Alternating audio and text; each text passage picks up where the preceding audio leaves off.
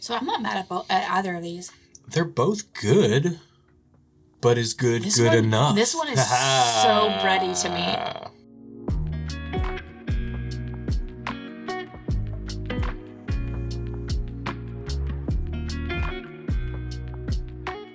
Welcome to the channel, bringing a real-world perspective to the real-world whiskey consumer. And welcome to our head-to-heads, where we randomly select one of these unknown matchups from our blind sample pool and taste them totally at random so that you get the most honest, unbiased opinions possible. That said, let's run our randomizer and see which matchup we're tasting today. 6. If I could get words out. So 9, 7, 6. Cool.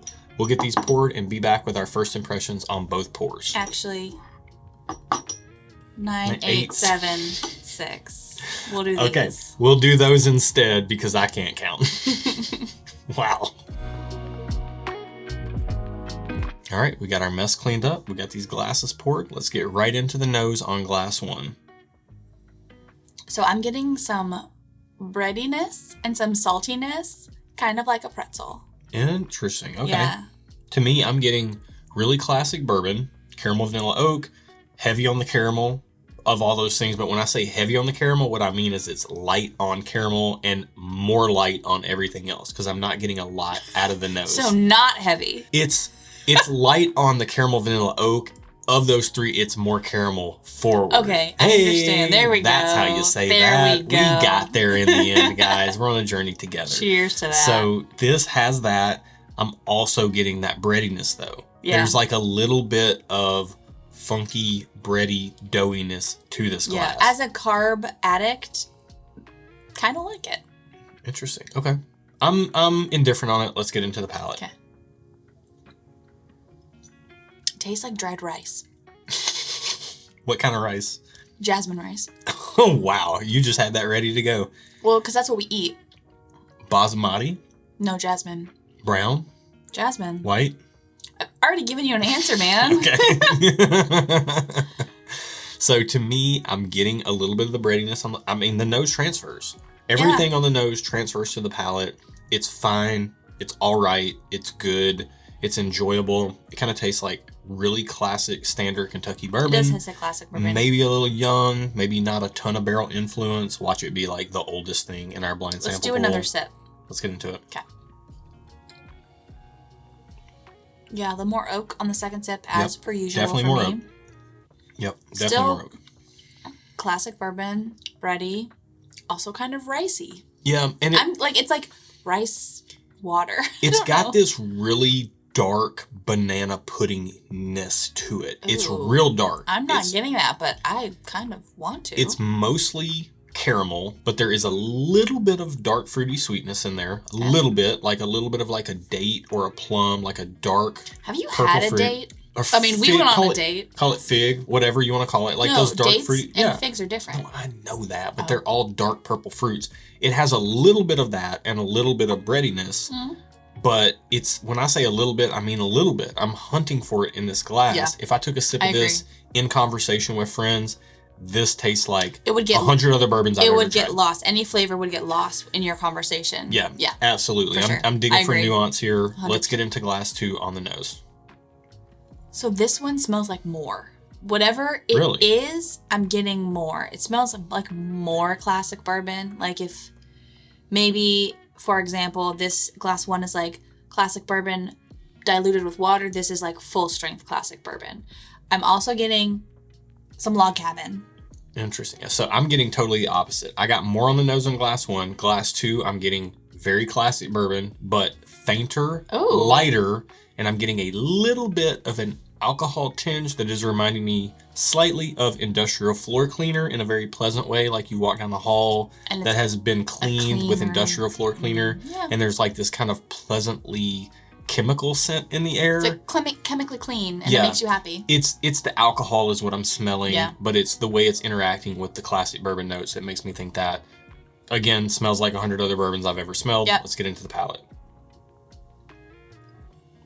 I feel like I've had this before. Like this is it's good. It's very classic. But it's classic. I feel both of these I feel like I've had before in some form or fashion. They're nothing is bad, but nothing is special either. They're just good. Yeah, I mean, I think that's a really good synopsis of both of these. I feel like they're both very classic. They kind of bring that caramel oak component to the equation. And it's not too much oak. It's a good balance of oak, I feel like. I do need to say, I talked about like that floor cleaner on glass 2. That's not on the palate. Yeah. It honestly, tasting glass 2 and having just tasted glass 1 and not comparing them back to back necessarily in my mind, glass 2 tastes like glass 1. Yeah, they do taste similar. They taste like standard Kentucky bourbon. Yeah. They're both good. I enjoy both of them. Not mad at another pour of either one of these. Same. I'm definitely going to have to spend some time with these to figure out which one I like better. If one of these is allocated or expensive, then buy the one that's not because they're so close. They are close. They're different, but close enough. They have enough similarities where if one's super expensive and one's really inexpensive, it would not be hard to pass on the expensive one. Right. And we're saying that now. We haven't spent time. We haven't cleared our palates. We haven't started with glass 2 and went back to glass 1. We're going to do that now, and we will be back with our full thoughts in just a second.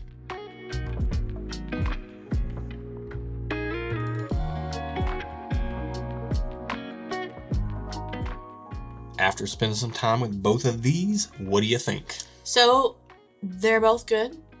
They're splitting hairs, let's be honest. Yeah. They're splitting hairs. They both don't taste like anything special, but they also taste like good.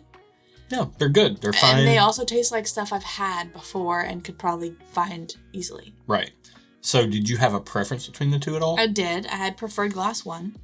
Was it the doughy pretzel-iness? It was the pretzel-likeness of it that won me over.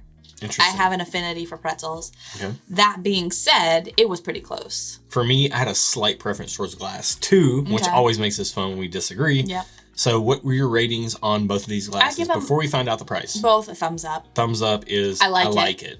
But and your thumbs up on these. I like it doesn't mean I want to buy it. Right. And we will that will be revealed when we find out the price of what they are and how that influences your rating. Yeah. So this is good. Yeah, this is really good. So at this point, the thumbs up means I like it. Once I find out how much it costs, that's whether you want to buy it or not. That's where it would come into play if I want to buy it or not. Look at you guys. You're watching us unfold our new system real time because right now I don't know how much it costs. And I like it. Do I want to buy it? For me, it's going to depend on how much it costs. Yeah. To me, these are both thumbs up as well. They taste like 1,000 of the bourbons I've ever tried. They're classic. They're a classic bourbon flavor profile. The reason I preferred glass 2 is it didn't have the breadiness of glass 1. And I like the breadiness. Pretzel themed. And it had a better finish. It just flat out had a better finish. Really? It lingered for longer. Okay. It built over the course of the palate development in technical terms. It ramped up and it lingered, whereas glass 1 kind of jumped with some flavor up front and then faded off quicker. So that's why I prefer glass 2. Oh, I'm going to have to disagree with you. Respectfully disagree with you. I feel like the finish, and I'm not trying to make this video any longer, but I feel like the finish on glass 1, I prefer. It's longer. I literally everything you said about glass 2, I feel for glass 1. So I respect your opinion. Glass 1 is thinner on the finish, lighter. Hang on. I disagree. Hang on. It's doing its thing now. I disagree. It's doing its thing now. It's still there. Actually, I think I think you're right. Look, hey, here's a life lesson in the middle of a head-to-head review. Just tell her she's right. I'm not trying to be right. No. You're right. It's there. The finish lingers longer, but it's a lighter, brighter, breadier finish, and I prefer the darker, caramel oaky finish of glass 2. That checks out. So to me, and this is also splitting hairs. Yes. I cannot wait to find out what these are. Should we go ahead and get into it? Yes. Let's do it. So glass 1 in our blind sample key is number 19 and glass 2 is number 20. So we're going to find out price first, see if that influences our rating, and then we're going to find out what we've been drinking. So glass 1 is price. What did you say it was? Number 19. Okay. It is $90. I do not know that I would want to pay $90 for that. Yeah, because it's so common. It's pretty standard and pretty bready. Yeah. I'm like 60 is kind of my hard out at that. Well. Glass number 2, 20. $130. which is way more than $90. Okay, not way more, but hang more. Hang on. Before we find out what these are, I will say neither of these drank like 90 proof slouches. Like these were not standard shelf offerings. When I say they taste like 100 other bourbons on the shelf, 100 other good bourbons on the shelf. Good bourbons. Agreed. So I don't even remember. Glass 1 was 90 and glass 2 was 130? Yeah. Okay. How does that affect your ratings? Are you still thumbs up on both? Nope. What are you? I'm just okay on glass 1, and I'm thumbs down on glass 2. Oh, she's a hard pass. I'm a hard pass on glass 2 because there's I'm not gonna say any names, but there's like a $50 to $60 bourbon that I would drink 100 times over compared to glass 2. From the Wild Turkey Distillery that perhaps was distilled by Jimmy and Eddie Russell. Yeah, it might rhyme with air seed. Okay. That I could get almost 2 of them. Okay. For what? Watch this Be Rare breed. No, wait. Okay, hang on. No, 130. I could get how many of those? Almost 2. 3. Almost 3. So, all right, let's make sure we're not mixing anything up. Okay. So 19 and 20. Yep. 1 and 2. All right, let's go ahead and find out what they are. Glass 1 is Barrell Bourbon Batch 28. And it is 108.86 proof. Wow. Yeah, they're super hyper specific. Very specific. They are very specific. Okay, so wow. Okay. This is like a 10-year bourbon. So glass 2. Hang on, time out. I remember putting this matchup in our sample pool over a year ago. Is this Bardstown Bourbon Company Discovery 4? It is. Oh, snap. 115 proof, too. It's like more proof, but I didn't get that. Okay, so this goes to show you, as close as these two were, this is why this is a fascinating matchup. Bardstown Bourbon Company is releasing, this was batch 4 and batch 28. Now they're on batch 33. Okay. Barrell Bourbon batch 33 and Bardstown Discovery batch 9 is coming out in the market. Okay. So that's how far behind this matchup was put into our pool. And the reason it was put into our pool is because Barrell and Bardstown are both sourcing distillate for these 2 products, and they're blending them. Okay. This is a who can blend better competition. Well, I have an answer for you. You like Barrell? I like Barrell. I, in this particular instance, do like Bardstown better. However, Bardstown 4 is kind of the pinnacle.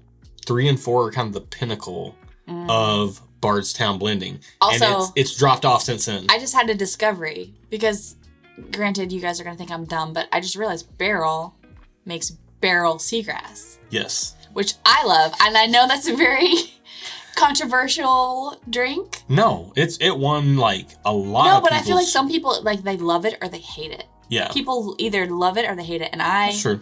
I'm one of those people that love it. So I'm a fan. Hang on, can I time out? People love or hate whatever you love or hate. So if you Honestly, love something, that's true. Somebody's going to hate it. And if you hate something, somebody's going to love it. That's true. Nothing is for everyone. That's just the way matters of taste You're just seeing my brain work in real time. Yeah. So our ratings actually don't even matter. It's what we said about what we were getting in the glass.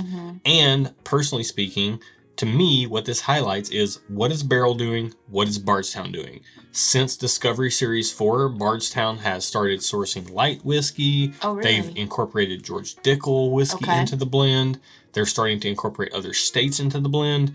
Whereas Barrell is always Tennessee, Kentucky, Indiana. We're in Tennessee, so I started with Tennessee, but it's who knows what their blends are as far as on balance go, but they source from those 3 states usually, although they do venture outside sometimes. They are both blending to the best that they can produce at the time. Yeah. The biggest difference here is that Barrell products are like $90 usually, and Bardstown Discovery Series are like $150 usually. The problem is, I feel like with these 2 specifically, I can get a $50 bottle that I like just as much, if not more. Right.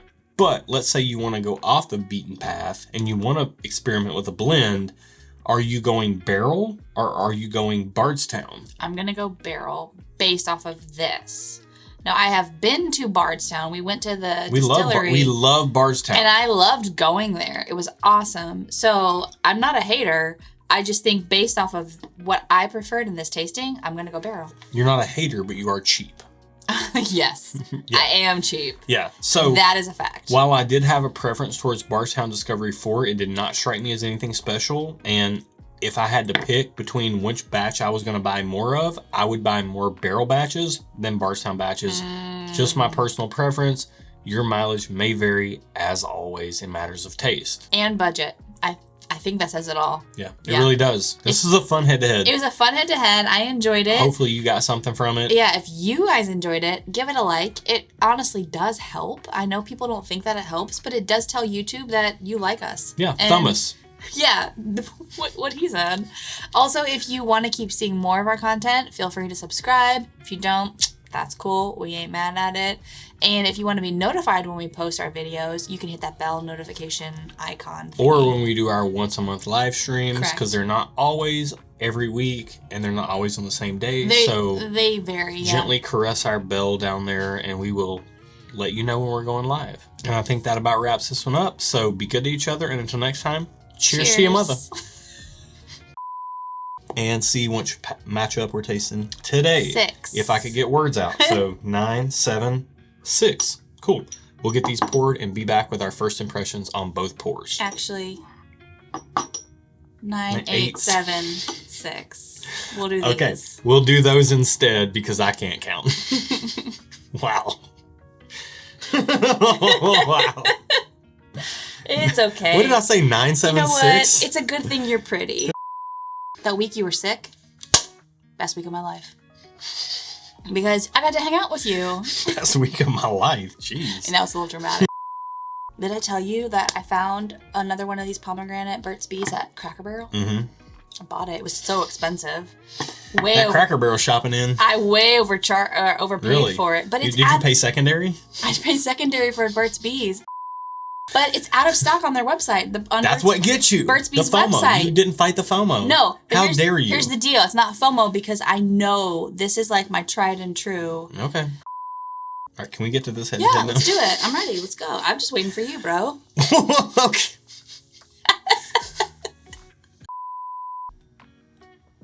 I can't do that.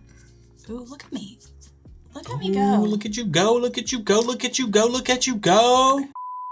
And I think that's the end. So until next time, be good to each other. Cheers. No.